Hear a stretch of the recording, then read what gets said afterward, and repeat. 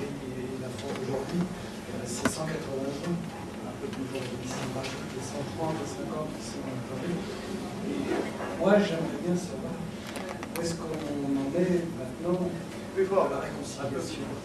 De la réconciliation. Où est-ce qu'on en est de la réconciliation?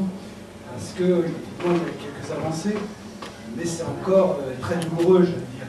Et quand j'entends notre président Hollande qui propose justement le vote des étrangers, j'ai l'impression d'entendre que la question de ce vote, c'est pas des étrangers en soi, c'est encore une fois le rapport des Algériens avec la France. Merci. Vous voulez parler bien dans le micro, je vous prie. J'ai fait la guerre d'Algérie entre 1961 et 1963. Il a fallu 30 ans pour que j'en parle à mes enfants. Donc vous voyez un petit peu comment on peut ressentir les choses. C'est très très difficile. Alors, faire un mea culpa, c'est pas facile du tout. Alors, quand on voit maintenant tous les progrès qui ont été faits, les progrès qui ont été faits par M. Stora, que j'ai vu à peu près, tous ces films et ces livres, ça fait chaud au cœur. Je vous assure que c'est poignant. Voilà ce que je voulais dire. Merci. Et il y a eu la Coupe d'Afrique il n'y a pas longtemps. Sur les 23 joueurs de l'équipe d'Algérie, il y en a 17 qui sont français. C'est ce qu'on appelle traditionnellement des binationaux. Est-ce que ça, c'est pas encourageant pour la réconciliation? Vous avez Danny Boone, qui est un des acteurs préférés des Français. Vous avez M. Cadmerat. Je pense que, et on pourrait dire, on pourrait féliciter l'Algérie qui ne font pas attention à la nationalité d'un joueur pour le prendre. Il est français, il est algérien, ils ne font pas de différence, ils le prennent. Et je pense que par rapport à ça, je ne sais pas ce que vous en pensez, mais la réconciliation, s'il y a besoin, parce que moi je pense qu'elle est déjà faite, c'est un signe encourageant. Invitation. Moi, je serais obligée de faire un va-et-vient puisque la prise, le tour de parole pour M. Stora en particulier, donc, a été difficile pour pouvoir s'y inscrire. Donc, à la fois, je m'inscrirai sur les deux. J'en profite. Bon, pour rebondir sur ce que vous venez de dire, monsieur, en clair, de toute façon, qu'on veuille ou qu'on ne veuille pas, et là, je ferai le lien avec ce que disait M. Stora, on a parlé beaucoup d'État à État, de relations d'État à État. Mais on oublie les otages de cette situation, ce sont nous les jeunes issus de cette immigration. Et pour vous dire, M. Stora, j'aimerais juste vous citer, hein, puisqu'il y en a qui vous disent.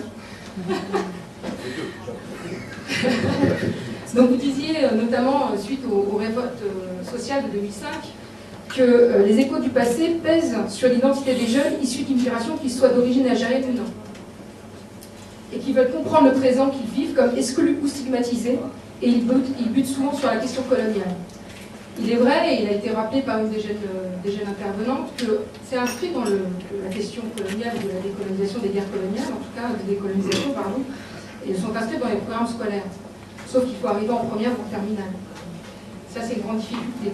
Et donc ces jeunes qui sont exclus ou stigmatisés, souvent, sont aussi des exclus et des stigmatisés de l'échec scolaire. Et de la, hein, donc on y est lié. Donc je pense que finalement, monsieur ou madame, quand il parlait des programmes scolaires, ils sont là-dedans sur le fait que finalement, déjà, la mémoire sélective, à qui elle parvient en fait. Ça, c'est une chose. La deuxième, c'est que, vous le disiez à juste titre, que la question sur le devoir de mémoire et la question d'immigration sont liées.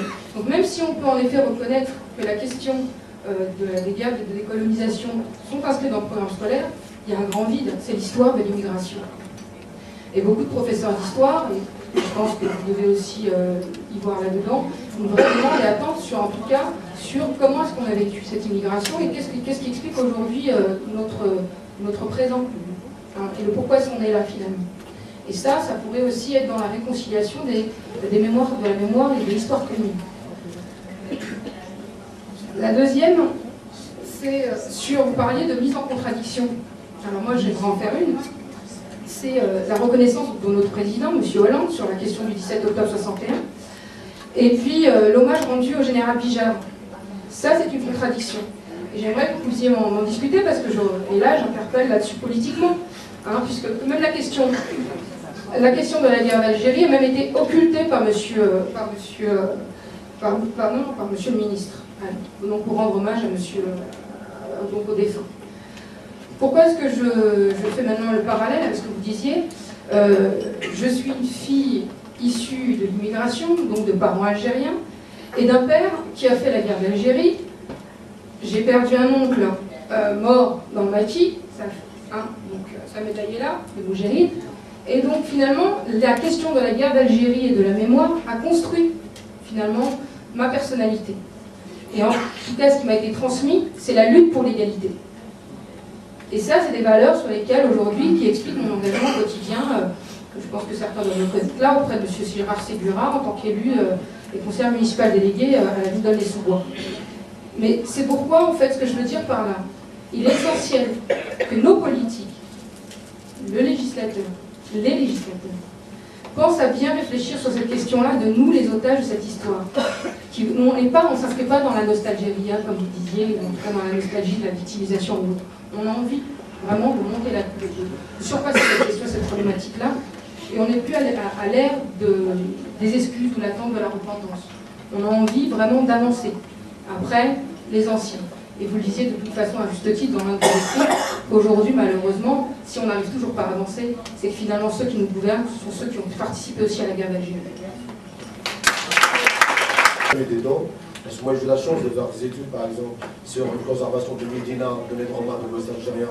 Donc j'ai fait un travail historique depuis déjà le 7e siècle jusqu'à avant. C'est vrai pour moi, donc l'histoire de la France, c'est une étape importante, c'est normal.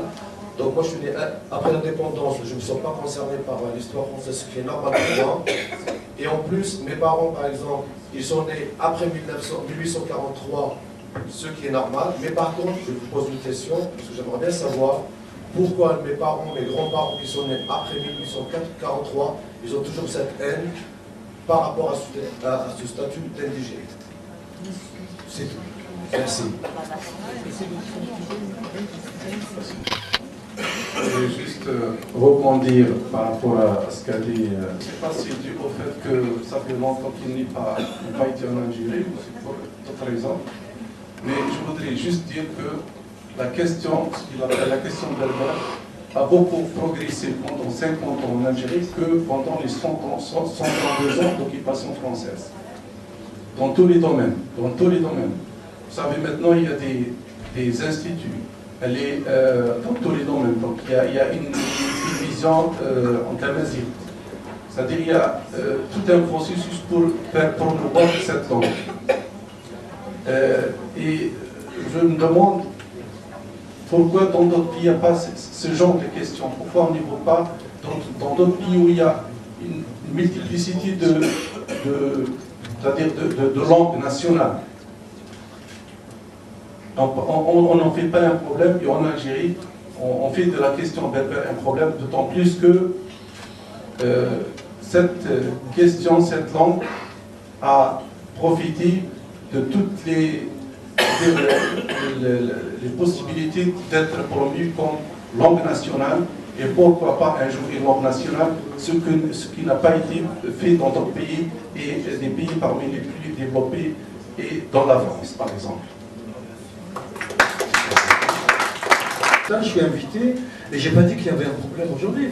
Peut-être que je suis allé vite, vous m'avez pas compris. J'ai dit, comme la question berbère qui s'est posée, qu'il y a eu des luttes et tout ça, bien entendu, je connais le commissariat à la miséricorde, je vais à Tizi-Ouzou, je vais partout. J'ai vu les écoles, j'ai rencontré les chercheurs, j'ai rencontré le camp national, et j'espère qu'elle sera officielle, bien entendu. Mais je disais, non, comme... Non, mais bien sûr, mais je suis d'accord avec vous. Je n'ai pas dit le contraire, au contraire. Vous ne m'avez pas compris. C'est-à-dire que j'ai dit un certain nombre de choses dans le discours qui a été fabriqué, le récit historique, qui sont tombés, qui sont effrités, comme la question berbère. Écoutez, dans les années 60 et 70, quand quelqu'un parlait kabyle à Oran, elle était mise à l'index. Ça, je sais, je peux vous le dire. Et les kabyles d'Oran peuvent vous le dire. Mais c'est pas ça. Je veux pas. Ce que vous dites est très juste. La langue a progressé, maintenant elle est enseignée, il y a énormément. Et puis il y a des chercheurs et tout, et puis moi je suis à Alger tout le temps, et Oran, hein. Je ne suis pas en dehors d'Alger et d'Oran, je ne suis pas interdit, personne ne m'interdira, c'est chez moi. Hein. Merci. Nous allons enchaîner et nous rapprocher des temps présents, si j'ose dire.